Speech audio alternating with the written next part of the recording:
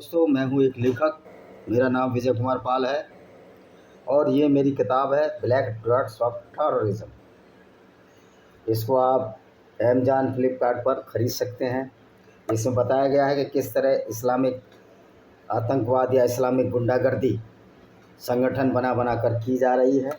इसी तरह ये ज़ोहर है जिसमें इस्लामिक गुंडागर्दी के ख़िलाफ़ हमारे देश की नारियों ने जौहर किए अपनी असमत बचाने के लिए, क्योंकि इस्लाम ये कहता है कि दूसरी गैर मुस्लिम औरत की इज्जत कुछ नहीं होती। ये तीसरी किताब है पैनोरमा ऑफ डेमोक्रेसी। किस तरह डेमोक्रेसी और संविधान का मजाक बनाया गया है लगभग सभी पार्टियों द्वारा, लेकिन कांग्रेस सबकी अम्मा है इसमें। यह है invaders and hidden facts by Vijay Kumar Pal. इसको भी आप पढ़ सकते हैं अमेज़न फ्लिपकार्ट पर। और जो मेरी नवीनतम किताब है वो है लेमेंट of Sinjar by Vijay Kumar Pal. इसको आप पढ़िए तो आप पाएंगे कि किस तरह ये किताब लोगों के दिमाग से, लोगों के इस्लाम के नाम पर खेल कर किस तरह ये लोगों को लूट रहा है। तो दोस्तों, आज का जो हमारा मौजू है, बाकी और भी किताबें हैं, आज का जो हमारा मौजू है वो है, जो हमने थंबनेल बनाया है, वो है लेह लद्दाख में सिर्फ खनिज की लूट के लिए सोनम वांगचुक को गिरफ्तार किया जा रहा है। भाजपा देशभक्ति की बात करती है, लेकिन मेजर शैतान सिंह जहाँ शहीद हुए थे, आपको मेजर शैतान सिंह के बारे में मैं कुछ बता देता हूँ। मेजर शैतान सिंह कौन थे? रेजिंगा पास पर उनकी शहीदी हुई थी और वो किस तरह कम संसाधनों में नेहरू मूर्ख की बदौलत कम हथियारों के साथ लड़ते हुए शहीद हुए। तो ये जो हमारे राजनीतिक हैं, ये तो बड़े ही मूर्ख हैं। ये अपने बच्चों को नहीं भेजेंगे वहाँ पर युद्ध में, और गरीबों को, बच्चों को ये मरवा सकते हैं। तो मेजर शैतान सिंह का हिंदी में विकिपीडिया में बता देता हूँ, वो शहीद हुए थे, क्योंकि ये बताना ज़रूरी है। तो देखिए, मेजर शैतान सिंह का बता देता हूँ। शैतान सिंह का ये विकिपीडिया है। शैतान सिंह कहाँ थे? शैतान सिंह भाटी, मेजर शैतान सिंह भाटी एक राजपूत परिवार में पैदा हुए थे। 1 दिसंबर 1924 को पैदा हुए। मृत्यु 18 नवंबर 1962 में हुई। और कैसे हुई वो हम बताते हैं। इन्हें वर्ष 1963 में मरणोपरांत परमवीर चक्र का सम्मान दिया गया। इनका निधन 1962 के भारत चीन युद्ध में हुआ था। इन्होंने अपने वतन के लिए काफ़ी संघर्ष किया, लेकिन अंत में शहीद हो गए और भारत का नाम रोशन कर गए। तो 1962 में भारत चीन युद्ध के दौरान कुमायूं रेजिमेंट, जिसमें हमारे वीर यादव या अहीर जिनको कहते हैं, उनकी बहुत बड़ी तादाद थी। और आज भी कुमायूं रेजिमेंट में बहुत बड़ी तादाद में अहीर होते हैं। तो चुशुल सेक्टर में तैनात किया। कुमायूं रेजिमेंट की 13वीं बटालियन में थे। सिंह की कमान के तहत सी कंपनी रेजिंगला, ला का मतलब पास ही होता है, या रेजिंग पास बोल दो, रेजिंगला में एक पोस्ट पर थी। 18 नवंबर 1962 की सुबह चीनी सेना ने हमला कर दिया। सामने से कई असफल हमलों के बाद चीनी सेना ने पीछे से हमला कर दिया। भारतीयों ने आखिरी दौर तक लड़ा, परंतु अंत चीनी हावी हो गए। युद्ध के दौरान लगातार पोस्टों के बीच सामंजस्य बनाते रहे, लेकिन वे गंभीर रूप से घायल हो गए। अरे यार, मैं कह रहा हूँ बड़ा हो जा। गंभीर रूप से घायल हो गए, और जब वो गंभीर रूप से घायल हो गए, हाँ जी, लो इसको ऐसे ही करते हैं, रुक जा, बड़ा करने के बाद इसको हम इसी तरह। तो इस शैतान सिंह भाटी का जन्म तो बता दिया। तो ये जब गंभीर रूप से घायल हो गए, तो चूँकि हुए एक पोस्ट से दूसरी पोस्ट पर बिना किसी सुरक्षा के दायरे तक गंभीर रूप से घायल हो गए और वीर गति को प्राप्त हो गए। उसकी इन वीरता भरे प्रेम को सम्मान देते हुए भारत सरकार ने उन्हें 1963 में परमवीर चक्र से उनको सम्मानित किया गया। रेजलंग का युद्ध बहुत फेमस युद्ध है। रेजांगला का युद्ध के दौरान कुमायूं रेजिमेंट की 13वीं बटालियन को चुशुल सेक्टर में तैनात किया गया था। हुआ क्या था कि 18 नवंबर 1962 को सुबह चीनी सेना ने हमला कर दिया, पर भारतीयों ने आक्रामक तरीके से तैयारी की थी, क्योंकि उन्होंने चीनी सेना को सुबह 5 बजे के मंद प्रकाश में आगे बढ़ते हुए देखा था। जैसे ही भारतीयों ने दुश्मन को पहचाना, उन पर light machine gun, rifle, mortar और ग्रेनेड से हमला कर दिया और कई चीनी सैनिक मार गिराए। 4:30 बजे चीनी सेना ने पुनः मोर्टार के हमले शुरू कर दिए और लगभग 1350 चीनी सैनिकों ने आगे बढ़ना शुरू किया। चीनी सेना द्वारा सामने से किए हमले असफल होने के बाद लगभग 400 चीनी सैनिकों ने पीछे से हमला कर दिया। साथ ही 8वीं प्लाटून पर मशीन गन और मोर्टार से पोस्ट के तार बाढ़ के पीछे से हमला किया गया और 7वीं प्लाटून पर 120 चीनी सैनिकों ने पीछे से हमला किया। भारतीयों ने 3 इंच 76 मिलीमीटर गोले के मोर्टार से मुकाबला किया और कई चीनी सैनिकों को मार दिया। जैसे ही आखिरी 20 जीवित लोग बचे, भारतीयों ने अपनी खाइयों से बाहर निकालकर चीनी सैनिकों के साथ हाथ से हाथ लड़ने वाले लग गए। हालांकि प्लाटून जल्दी चीन के अतिरिक्त सैनिकों के आगमन से घेर ली गई और आखिरकार 7वीं और 8वीं प्लाटून में कोई जीवित नहीं बचा।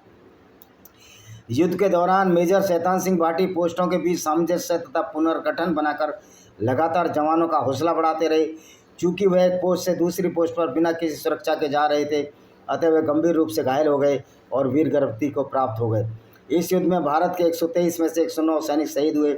वीर गति को प्राप्त होने के बाद इनके पार्थिव शरीर को जोधपुर लाया गया और सैन्य सम्मान के साथ अंतिम संस्कार किया गया और इनका पार्थिव शरीर भी बहुत दिनों बाद लाया गया था।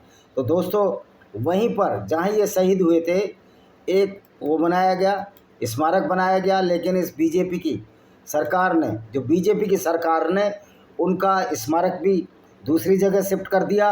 अब सवाल ये है कि आखिर सोनम वांगचुक को गिरफ्तार क्यों किया गया। ये लोग कहते हैं कि सोनम वांगचुक पाकिस्तान गए थे, पाकिस्तानी एजेंट है।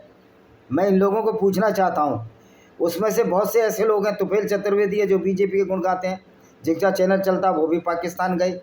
अटल बिहारी वाजपेयी भी पाकिस्तान गए थे, समझौता एक्सप्रेस चलाई थी। तो ये सारे के सारे पाकिस्तानी एजेंट हैं, अटल बिहारी वाजपेयी।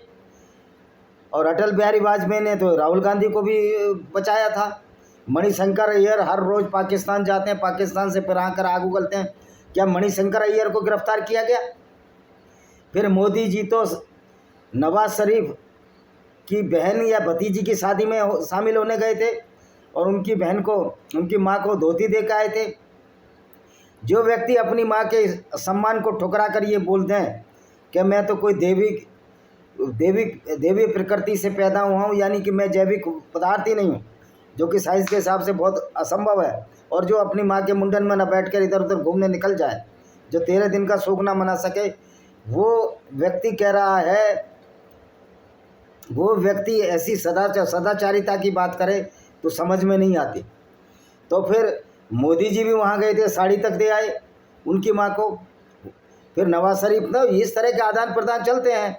फिर सोनम वांगचुक को तो वीज़ा आपने ही दिया था, पासपोर्ट आपने ही बनवाया था, आपने क्यों नहीं रोका? कोई सोनम वांगचुक मेरी तरह, कोई विजय कुमार पाल की तरह एक छोटा मोटा लेखक तो है नहीं जिसको बहुत कम लोग जानते हैं। हालांकि 12-14 किताबें लिखी हैं मैंने। तो सोनम वांगचुक तो दुनिया में सब जाने जाते हैं। और रही बात इसकी कि इनके बहुत फ्रॉड हैं, मैं कहता हूं जो अगर फ्रॉड है, इन्होंने गलत धन का संशोधन किया तो उस पर कार्रवाई हो। सोनम वांगचुक पर प्रूफ हो कि वो पाकिस्तानी एजेंट है, कार्रवाई हो, लेकिन उससे पहले फिर मोदी जी पर भी कार्रवाई हो। तो ये सारा खेल दोस्तों चल क्या रहा है? ये सारा खेल चल रहा है, वहाँ पर लद्दाख में मिनरल्स हैं, लद्दाख में डोलोमाइट है, लद्दाख में गोल्ड भी मिल सकता है, लद्दाख में कुछ भी मिल सकता है, क्योंकि पूरा इलाका खाली है, बैरन लैंड है। इसको बैरन कोल्ड प्लेन कह सकते हैं। वहाँ धूप बहुत ज़्यादा आती है, इलाका ठंडा, हाइट की वजह से ऑक्सीजन की कमी है। तो जहाँ जहाँ ऑक्सीजन की कमी होती है, आपको पता है, वहाँ पर ऊंचाई पर ही ऑक्सीजन की कमी होती है, तो इलाके ठंडे हो जाते हैं। एल्टीट्यूड पर वो सूरज की किरणें सीधी नहीं पड़ती हैं। तो वहाँ खनिज पदार्थ हैं। अडानी और अंबानी की नज़र, अंबानी का तो शायद ना हो पर लेकिन सूर्या इंटरनेशनल, अंबानी की कौन सी, अडानी एनर्जी या सिनर्जी और टाटा पावर की इस पर नज़र लगी हुई है, और इसलिए इसको यूनियन टेरिटरी घोषित कर दिया गया है कि सीधा ये कंट्रोल में रहेगा भारत सरकार के में, जो आजकल बीजेपी की सरकार है। और आपको पता है कि ये आडवाणी, अंबानी और ये मोदी, ये तीनों बड़े बिजनेसमैन हैं। अब मोदी के लड़के में ऐसी क्या खूबी है कि उस मूर्ख जैसा को आपने बीसीसीआई का चेयरमैन बना दिया। तो ये पूरी डिक्टेटरशिप कर रहे हैं, सिर्फ और सिर्फ लद्दाख को लूटने की चाल है, लद्दाख के मिनरलों पर कब्जा करने की चाल है। तो मैं तो ये कहता हूँ, अडानी अंबानी को जहाँ जहाँ ज़मीनों पर कब्जा किया, इनको भगाओ, क्योंकि उतना ये मुआवजा देते नहीं है। हमारे गांव के पास भी रिलायंस एक रोड है, मेरे गांव के पास भोगापुर मेरा गांव है, वहाँ भी रिलायंस यही किसानों की ज़मीन औने पौने दामों पर लूट कर उस पर प्लांट लगाना चाहती थी। और रिलायंस एनर्जी का प्लांट तो शाहजहांपुर में ग्वारी गांव में फेल हो चुका है। वहाँ मायावती ने भी इस तरह डंडे बरसाकर लोगों से ज़मीन छीनी। तो ये सारे जो राजनेता हैं जूते के यार, इनको जूते से पीटा जाना चाहिए। ये जैन जी कर रहे हैं कि भारत में जैन जी नहीं हो सकता। भाई जैन जी है क्या आखिर? लोगों को मूर्ख बनाया जा रहा है, सरकारी नौकरियां खत्म की जा रही हैं, गरीबों के बच्चे पुलिस में जा रहे हैं, सीआरपीएफ में जा रहे हैं, सेना में जा रहे हैं, और हमारे ही नागरिकों को मरवाया जा रहा है उन गरीब बच्चों से। क्या सीआरपीएफ में जिन्होंने कल लाठी चार्ज किया, मजबूरी में उन्होंने उन्हीं लोगों पर गोली चलाई जो उनके ही जैसे हैं, जो गरीबों के बच्चे हैं।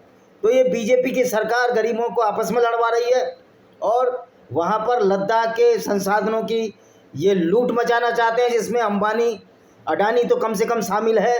तो क्या भारत के लोग इतने कमज़ोर हो गए हैं, इतने डरपोक हो गए हैं? क्या हमारी सेना में जो हमारे जवान बच्चे जा रहे हैं, क्या सीआरपीएफ या सेना में जो जवान बच्चे जा रहे हैं, क्या वो इतने समझदार नहीं है कि हम अपने लोगों पर गोली क्यों चलाएं इन मूर्ख राजनेताओं को कहने से, जिनका उद्देश्य सिर्फ और सिर्फ गरीबों के खेत को उजाड़ना है, किसानों के खेत को उजाड़ना है, उनके खनिज पदार्थों को लूटना है। किसान कितने बेकार हो गए, हर साल 2-3 करोड़ किसान मजदूर होकर, किसानी से गायब होकर दिल्ली बॉम्बे जैसे बड़े शहरों में मजदूरी करने जाता है।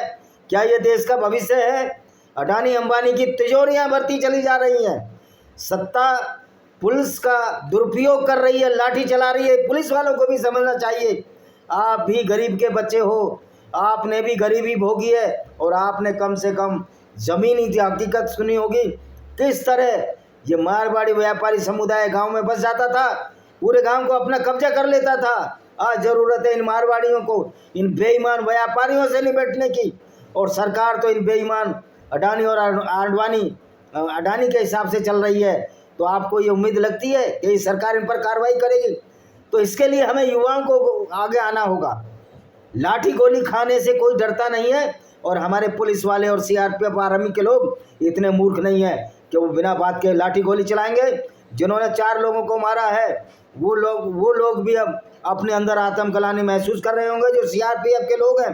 हो सकता है मेरे उत्तर प्रदेश के हों या कहीं के भी हों, उनको भी आत्म विवेचन करना होगा कि हम पब्लिक के साथ रहें या इन लुटेरे लोगों के साथ, इस लुटेरी सरकार के साथ, जो अडानी और अंबानी को हर जगह लोगों की पूंजी और संपत्ति और लद्दाख को लूटने का ख्वाब देख रही है। ये ख्वाब पूरे नहीं होने देंगे। और ये जैन जी कहकर युवाओं को बदनाम ना करो। युवाओं में आक्रोश है, उनको नौकरियां नहीं मिल रही। मोदी जी तो जो चाहे वो खा लेते हैं, सूट बदल लेते हैं। एक गरीब की माँ की धोती भी नहीं है, आपको उनको धोती पहनाने के लिए पैसे देने पड़ रहे हैं। ये कितने शर्म की बात है। बिहार में अब 10,000 रुपये औरतों को देने ललचा रहे हैं। क्या गरीब की कीमत 10,000 रुपये रह गई है? क्या गरीब बकरी और गाय से भी सस्ता है? एक कुत्ता आप खरीदने जाते हो तो 2-2 लाख के कुत्ते होते हैं, लेकिन एक गरीब जो बिहार की गरीब औरत है उसकी कीमत 10,000 इन्होंने आंक दी है।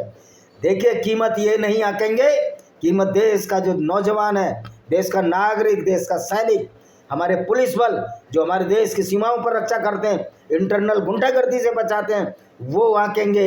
ये मोदी, अमित शाह, अडानी, अंबानी की कोई हैसियत नहीं। इनको सत्ता से बाहर करना ही होगा, वरना तो ये अडानी पूरा देश को लूट कर खा जाएगा। और ये राहुल गांधी भी कोई दूध का दूल्हा नहीं है, मैं इसके फेवर भी में नहीं। इन सब नेताओं को सड़क पर उतरकर इनको सबक सिखाने की जरूरत है। ये पुलिस हमारी है, ये आर्मी हमारी है। आज तो मेजर साहब यश मोर ने भी कह दिया कि ये गोली जो चलाई गई, गलत गोली चलाई गई, तो हमको सबको इकट्ठा होना पड़ेगा। ये युवाओं को बदनाम करने की कोशिश करते हैं। क्या कुकर्म ये बीजेपी के नेता नहीं करते हैं? बीजेपी के नेता हॉस्पिटल चलाते हैं, महंगे हॉस्पिटल चलाते हैं। कानपुर या लखनऊ में बोरा हॉस्पिटल चलता है, वो बीजेपी के नेता का है। ब्रजभूषण शरण सिंह भवन कॉलेज चलाते हैं, कितनी फीस रखते हैं ये भी आप पूछ लो। कमलनाथ का स्कूल चलता है। ये सारे एक ही थैली के चट्टे बट्टे हैं। अब ज़रूरत है जनता को एक होने की, पुनर्गठन होने की। जनता के पास वो ताकत है। इन ऐसे लोगों को जो लद्दाख को लूटने की कोशिश कर रहे हैं, देश को लूटने की कोशिश कर रहे हैं, उनको उखाड़ फेंकें। नरेश टिकैत तो एक मूर्ख था, राकेश टिकैत तो एक मूर्ख था, जो खालिस्तानी उसके अंदर आकर भारत का झंडा तिरंगा हटा गए, इसलिए वो आंदोलन फेल हुआ। ऐसे मूर्खों को भी पहचानना है, कोई देश विरोधी तत्व हमारे साथ हमारे आंदोलन में न घुस जाए। ऐसे लोगों को वहीं जूते मार कर भगा देना है, चाहे वो खालिस्तानी हो चाहे वो जिहादी हो। हमारा देश शुद्ध, जो देश हित में काम करने वाले हैं उनका आंदोलन होना चाहिए। आपके आंदोलन फेल इसलिए हो रहे हैं, कभी जिहादी घुस जाते हैं, कभी खालिस्तानी घुस जाते हैं और सरकार उसके मज़े लेती है। सरकार तो इस आड़ में आपको बदनाम कर देती है और आप बदनाम होने लायक भी हो। क्यों खालिस्तानी आपके अंदर घुसते हैं? और सरकार तो अपना उल्लू सीधा कर रही है, अडानी को धीरे से ज़मीन दे देगी। सोनम वांग को जो डिक्लेयर कर दिया ये पाकिस्तान का एजेंट है, तो सबसे बड़े एजेंट अडानी और अंबानी के ये बीजेपी के प्रधानमंत्री और माननीय गृह मंत्री हैं। ये अडानी अंबानी के, देखो अंबानी की शादी में ये ऐसे गए, एक प्रधानमंत्री होकर वहाँ शादी में जा रहा है। इससे नैतिक अवमूल्यन हो ही नहीं सकता। तुम्हारी दोस्ती कब से अंबानी से हो गई? कब से अंबानी तुम्हारी कौन सी रिश्तेदारी अंबानी से? अंबानी कहाँ का रहने वाला, आप कहाँ के रहने वाले? तुम तो आरएसएस में स्वयंसेवक थे, तुमसे कब रिश्तेदारी हो गई? तुमने तो शादी नहीं की, तो रिश्तेदारी कहाँ से हो गई तुम्हारी? तो वहाँ जाके खड़े होते हो, आप अपना नैतिक अवमूल्यन कर रहे हो। मेरी नज़र से आप उसी दिन गिर गए थे जिस दिन आप अंबानी की शादी में गए थे। और वो लोग भी जो अंबानी की शादी में गए थे वो लोग भी भड़ुए हैं, दलाल हैं सत्ता के। ऐसे लोगों से लड़ने का वक्त है। ये जैन जी कहकर युवाओं की भावनाओं का दबाया नहीं जा सकता, उनका अवमूल्यन नहीं किया जा सकता। इसी के साथ हम इस वीडियो को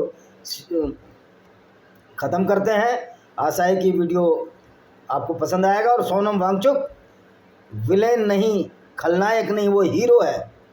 और मोदी और अमित शाह उनके सामने जीरो हैं। अंधभक्तों को तो बुरा लगे, मैं भी आरएसएस की शाखाओं में जाता हूँ, लेकिन मैं अपना ब्रेन रखता हूँ।